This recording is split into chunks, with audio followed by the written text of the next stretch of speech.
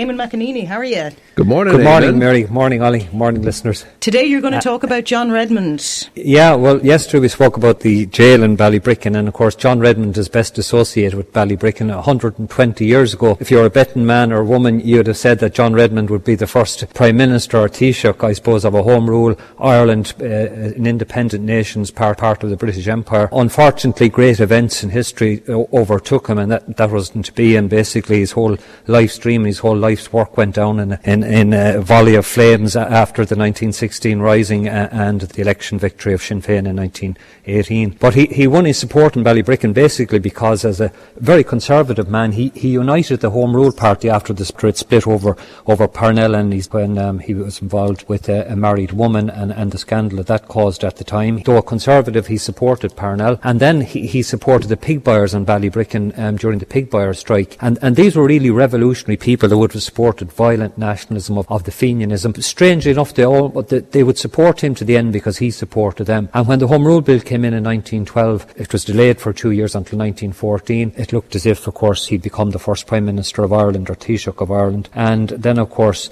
the House of Lords delayed the bill for 2 years, and then the First World War began in 1914. That gave the Ulster Unionists, of course, a chance to object to it, and really Redmond couldn't understand their objections. He tried compromises, and unfortunately the compromises failed. And then, of course, what happened, again, another thing that totally unexpected, and I suppose what's the great thing about the 1916 Rising, that it completely changed the Irish political landscape. And, of course, 1917 came. He still tried to make a compromise with the Unionists and work with the British government towards introducing Home Rule. That fell down, and then in the 1918 election, of course, the Home Rule Party was completely wiped out.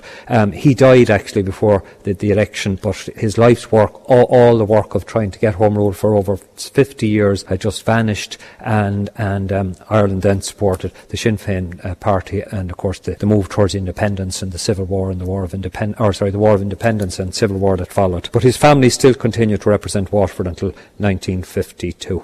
And you've got a photo of John Redmond and a photo of a bronze bust of Redmond in the museums, Eamon. We have indeed, and we've lots of other memorabilia belong to Redmond, like the women of Ballybricken sending them lovely silk dresses, with all the names of all the women who supported him. And he was the darling of the people of Ballybricken, even though they were originally very, very revolutionary Fenian type people. In a sense, they became very conservative. And of course, Ballybricken is still, up until modern times, I suppose, supporters of the Cumann Gael party, and then later on the Fine Gael party. So, the legacy of the Redmonds still lives on, but it's amazing. We've even addresses in the museum here from the Waterford men in America. I mean, he was the great figure, and of course the bridge that I'll be talking about tomorrow, Timbertoes, when that was replaced, it was called Redmond Bridge in his own lifetime. It was named in his honour because everyone was so full of buoyant about getting Home Rule for Ireland, finally getting some great measure of independence from Britain, but it never was to be. So he's one of the great tragic heroes, I think, of Irish history, and unfortunately a bit overlooked. OK, Eamon, listen, thanks a million as always. Thanks, Eamon. Chat to you tomorrow. Thank you.